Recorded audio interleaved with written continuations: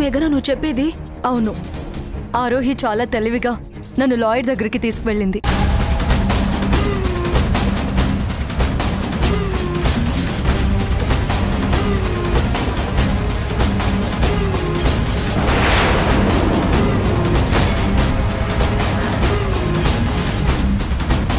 నేను లాయర్ గారితో మాట్లాడానని, నేను తన కుట్రల్ని బయట పెట్టే పనిలో ఉన్నానని ఆరోహికి డౌట్ వచ్చినట్టుంది. అందుకే ఆ డౌట్ని కన్ఫర్మ్ చేసుకోవడానికి నన్ను లాయర్ దగ్గరికి తీసుకెళ్ళింది. కానీ తన చావు తెలివితేటలకి నేను రివర్స్లో తను ఊహించని షాక్ ఇచ్చాను. ఆ షాక్తో ఆరోహి ఇప్పుడు వణికిపోతూ ఉండుంటుంది.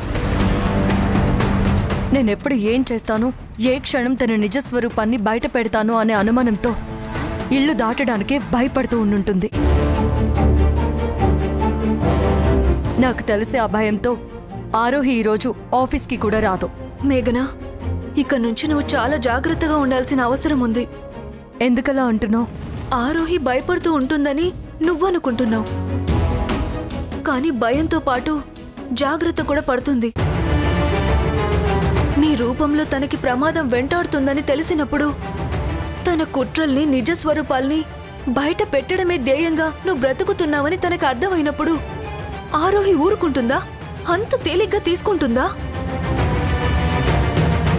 తనని తాను కాపాడుకోవడం కోసం నీకు ఎలాంటి హాని చేయడానికైనా వెనకాడదు. అందుకే మేఘనా, నువ్వు కాస్త జాగ్రత్తగా ఉండడం మంచిది. ఇంతకు ముందంటే ఆరోహి అసలు రంగు తెలియదు కాబట్టి గుడ్డిగా నమ్మాను.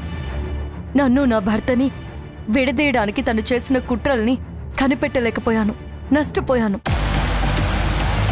కానీ నమ్మించి గొంతు కోయడంలో, కాపురాలు కూల్చడంలో ఆరోహి దిట్ట అని తెలిసిన తర్వాత అజాగ్రత్తగా ఎలా ఉంటాను? అయినా ఆరోహి పాపాలు పండై నవ్య. భవిష్యత్తులో తను చేసిన తప్పులకి శిక్ష అనుభవించడం తప్ప ప్రస్తుతం నన్ను ఏమీ చేయలేదు. నా జీవితంలో, నందు జీవితంలో ఆరోహి రూపంలో పట్టిన గ్రహణం త్వరలోనే వదిలి వెళ్లబోతోంది. నందు మనసులో నా మీద ఏర్పడిన అపార్థం తొలగిపోయి తొందరలోనే మా కాపురం కుదుట పడిపోతుంది.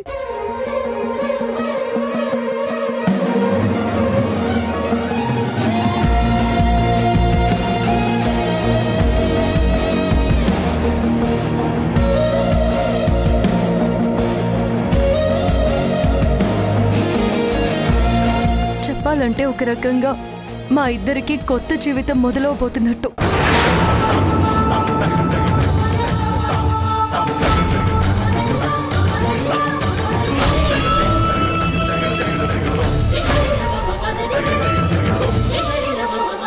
మా ఇద్దరి జీవితంలో సరికొత్త సంతోషాలు రాబోతున్నాయి. లైఫ్ లాంగ్ మేమిద్దరం చాలా చాలా హ్యాపీగా ఉంటాం.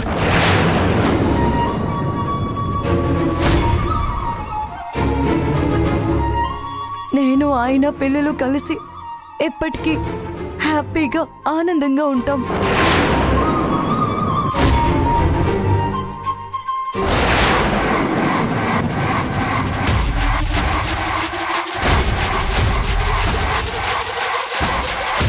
రాబోతున్న సంతోషాన్ని తలుచుకుంటుంటే మనసు ఆనందంతో పొంగిపోతుంది.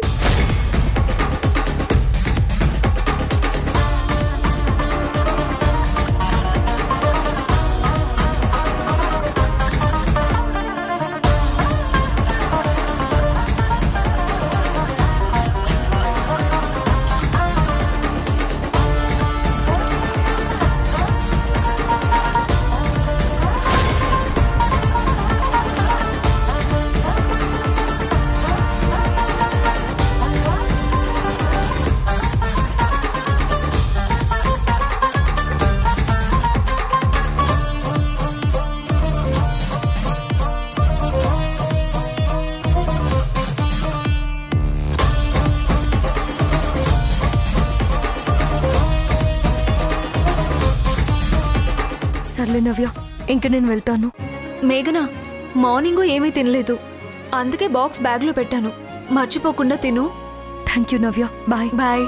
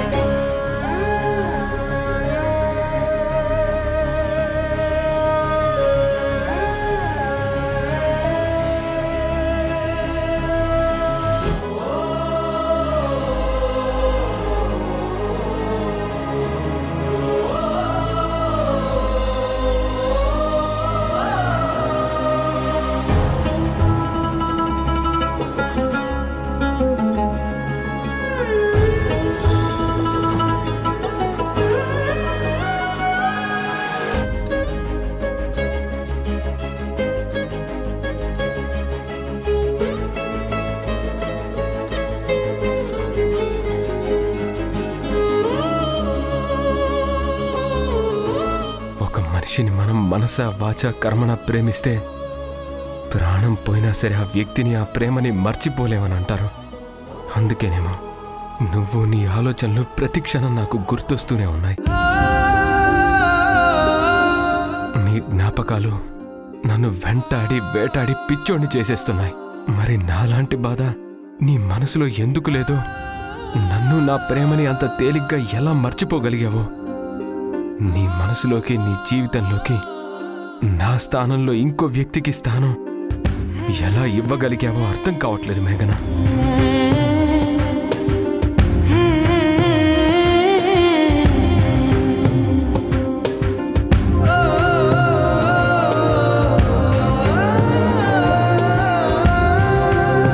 అపార్థాలతో నీ మనసు ఎంత నలిగిపోతుందో, నీలో నువ్వు ఎంతగా కుమిలిపోతున్నావో నాకు తెలుసు నందు. ఆ బాధని నీకెప్పుడెప్పుడు దూరం చేయాలా అని ప్రతి క్షణం ప్రయత్నిస్తున్నాను, పోరాడుతున్నాను నందు. మన మనసులోని నరకం ప్రశాంతంగా మారే క్షణాలు, మన మధ్య ఉన్న ఈ మౌనం మాటల జ్ఞాపకాలుగా మారే రోజు త్వరలోనే రాబోతుంది, చాలా త్వరలోనే రాబోతుంది నందు.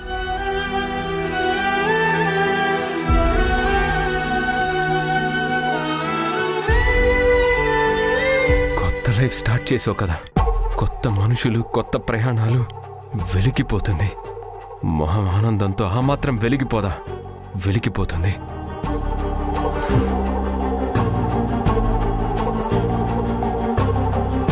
ఒకప్పుడు నీ ప్రేమతో నా కళ్ళల్లోని కన్నీళ్ళని దూరం చేశావు, మనసుని తేలిక చేసి మనసారా నవ్వించావు. ఇప్పుడు నీ ద్వేషంతో మోయలేనంత కన్నీళ్ళని కానుకగా ఇస్తున్నావా నందు?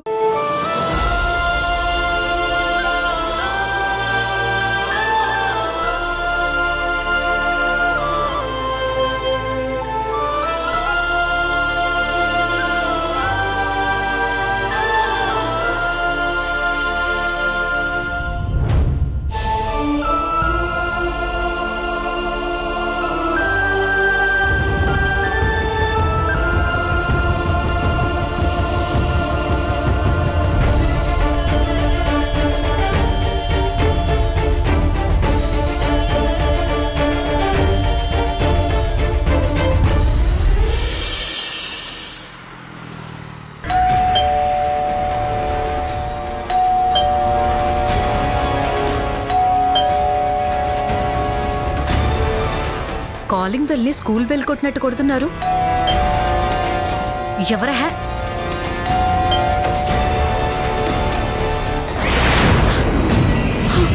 Madam, madam! ఏయ్, ఎందుకే పిచ్చి పట్టిన దానిలో అలా అరుస్తున్నావు?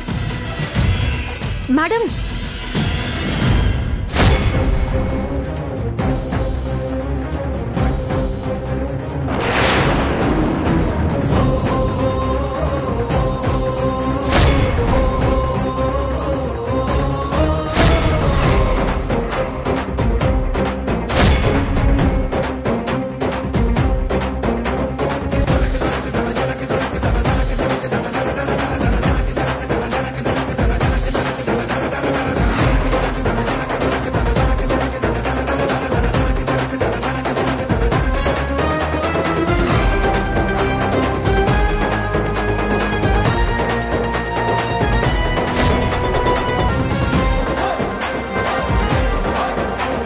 ఏంటి ఆరోహి, షాకా, టెన్షనా?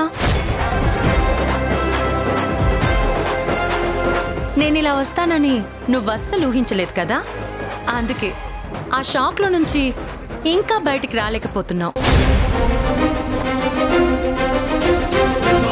నన్ను బెదిరించి భయపెట్టి లాక్కున్న నా ఛానల్ని తిరిగి నువ్వు నాకిచ్చేంత వరకు నీకిలాంటి ఊహించని షాక్లు, ఊపిరాడని టెన్షన్లు గిఫ్ట్గా ఇస్తూనే ఉంటా.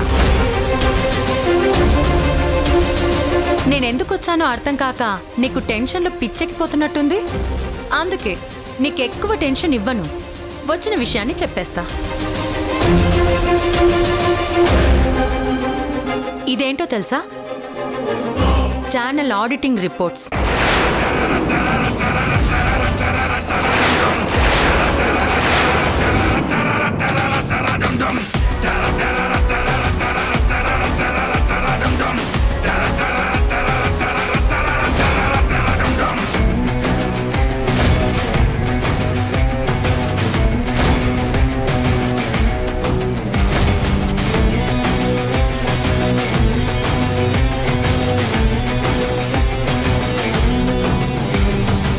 నువ్వు ఛానల్ని హ్యాండ్ ఓవర్ చేసుకున్న దగ్గర నుంచి ఛానల్కి నష్టాలు తప్ప ఒక్క రూపాయి కూడా లాభం లేదు. సో ఈ బేసిస్ మీద నువ్వు చచ్చినట్టు చైర్మన్ పోస్ట్కి రాజీనామా చెయ్యాలి.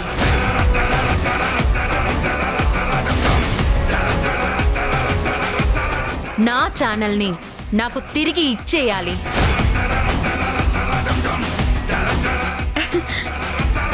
మల్లెపూల కోసం మామిడి చెట్టెక్కినట్టు ఈవిడ పిచ్చి కామెడీలు చేస్తుంది మేడం. కాకపోతే మరేంటి, ఛానల్కి నష్టాలొస్తే పాత చైర్మన్ కి తిరిగిచ్చేయాలని ఏ రాజ్యాంగంలో రాసిపెట్టుంది? చట్టంలో రాసుంది.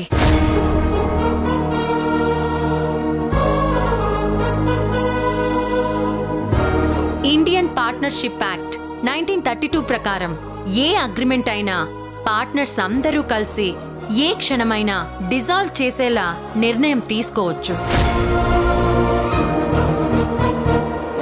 మిగతా పార్ట్నర్స్ అందరూ నాతో మాట్లాడారు. నీ అసమర్థత కారణంగా ఛానల్కి నష్టాలొస్తున్నాయి కాబట్టి బోర్డు మీటింగ్ పెట్టి నిన్ను రిజైన్ చేయించేలా రెజల్యూషన్ పాస్ చేయమని అడుగుతున్నారు.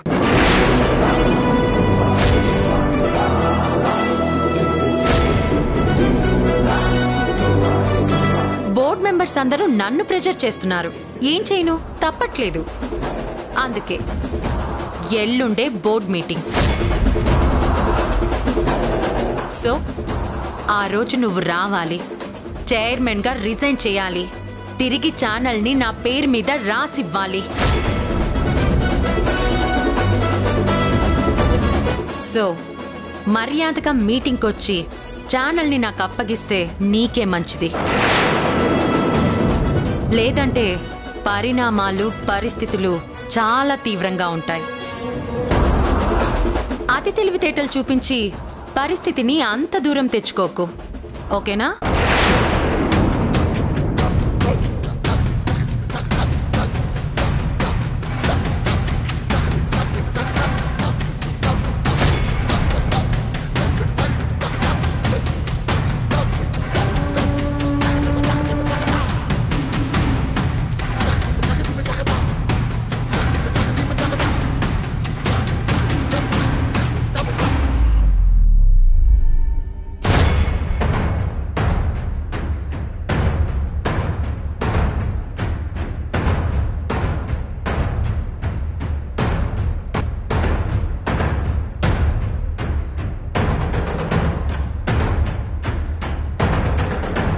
మేడం, ఏం చేస్తున్నారు? గేమ్ ఆడుతున్నాను. ఏంటి మేడం, గేమ్ ఆడుతున్నారా? చెప్పాను కదా, మళ్ళీ అడుగుతావేంటి? వినపడలేదా? లేదంటే అర్థం కాలేదా? వినపడకో అర్థం కాకో కాదండి, షాక్తో మైండ్ పనిచేయక అడుగుతున్నాను. షాక్ ఎందుకు? ఎందుకని అంత తాపీగా అడుగుతున్నారేంటి మేడం?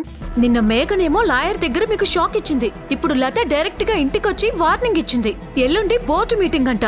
మీ చుట్టూ ప్రమాదం పద్మవ్యూహంలా చుట్టుముడుతుంటే ఏమాత్రం టెన్షన్ లేకుండా కూల్ డ్రింక్ తాగినంత కూల్ గా ఉన్నారేంటి మేడం?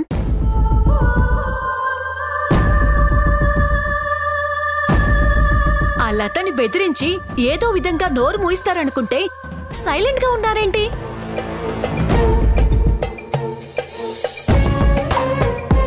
కోపం అనేది చాలా కాస్ట్లీ ఆయుధం. ప్రతిసారి వాడితే ఆ ఆయుధానికి విలువ లేకుండా పోతుంది. నిశ్శబ్దం అనేది చాలా శక్తివంతమైన ఆయుధం. ఎంత చాకచక్యంగా వాడుకుంటే అంత ఉపయోగపడుతుంది. అసలు మీరేమంటున్నారో నాకు అర్థం కావట్లేదు. మేడం, మీ నవ్వు వెనుక ఏదో మర్మం, ఏదో వ్యూహం ఉందని అర్థమవుతుంది. డౌట్ లేదు మేడం, మీ నిశ్శబ్దం వెనుక ఏదో భయంకరమైన విస్ఫోటనం ఉందని అర్థమవుతుంది.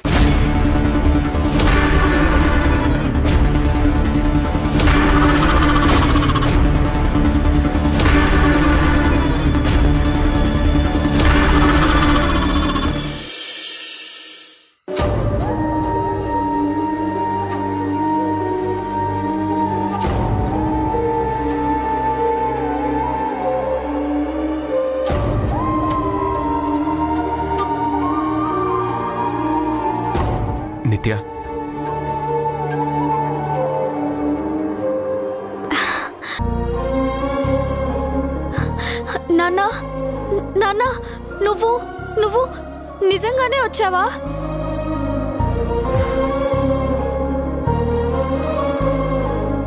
నా కారణంగా నీకు దెబ్బ తగిలింది.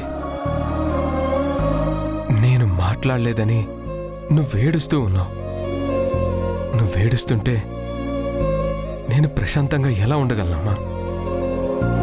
మరి నీకోసం నేను రాకుండా ఎలా ఉంటాను చెప్పు? నాన్న నాకు చాలా చాలా హ్యాపీగా ఉంది తెలుసా? నీకు దెబ్బ తగిలినందుకు సారీ నిత్య. నాన్న నాకేం సారీ చెప్పాల్సిన పని లేదు. నువ్వు వచ్చావు కదా చాలు.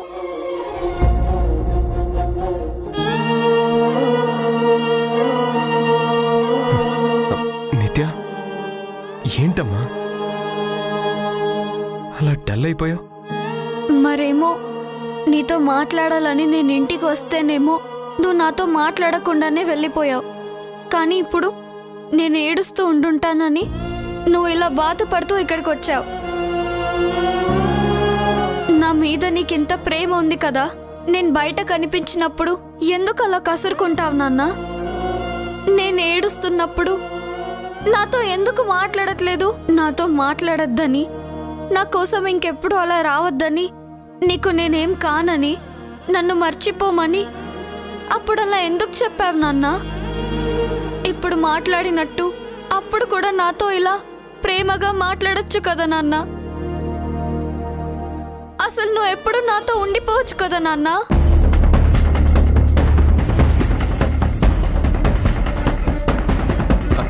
నిత్య, అమ్మా నిత్య, నిత్య, అమ్మే. నేను నాన్నతో మాట్లాడుతున్నప్పుడు డిస్టర్బ్ చేయకు మావయ్య. నాన్న, అయ్యో నాన్న, నాన్న వెళ్ళిపోతున్నావేంటి? ఆగు నాన్న, నాన్న ఆగు, నాన్న ఆగు. వదులు మావయ్య, వదులు మావయ్య, నాన్న వెళ్ళిపోతున్నాడు. అమ్మే, అమ్మే మీ నాయన రాలేదమ్మే. అయ్యో రాకపోవడం ఏంటి? అక్కడ వెళ్తున్నాడు కదా చూడు మావయ్య. నిత్య నువ్వు భ్రమపడుతున్నావు, మీ నాయన రాలేదమ్మే. వదులు మావయ్య, నాన్న వెళ్ళిపోతున్నాడు. వెళ్ళకుండా ఆపాలి, వెళ్తే మళ్ళీ రాడు. నాన్న, నాన్న వదులు మావయ్య. మావయ్య, నిత్య, నిత్య,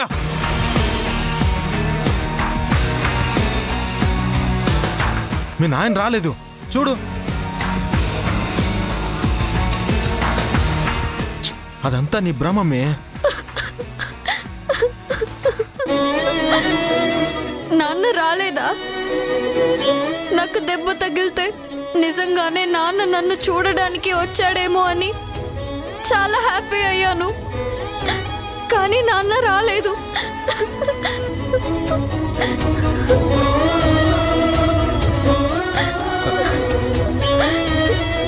అమ్మే ఏడవకమ్మే.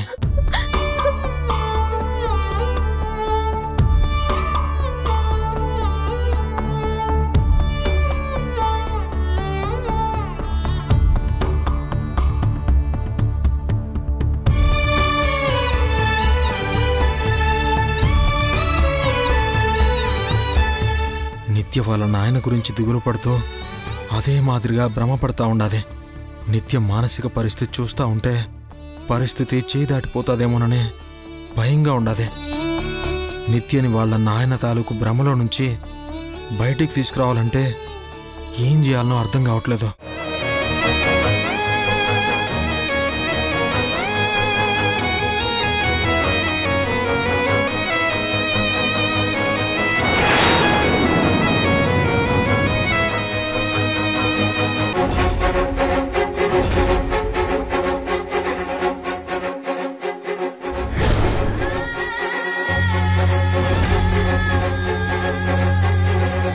మేఘనా, నేను ఆల్మోస్ట్ చావు నోట్లో తలపెట్టున్నాను. నేను పోయినా సరే ఈ నిజాలు నీకు తెలియాలి, చేరాలి. అందుకే ఈ వీడియో పంపిస్తున్నాను. ఆరోహి ఎవరంటే ఆ రోజు హోటల్లో నువ్వు స్టింగ్ ఆపరేషన్ చేసావు కదా, అతని కూతురు. ఆరోహి పతనం చూడాలనుకున్నది, చంపాలనుకున్నది నిన్ను మేఘనా.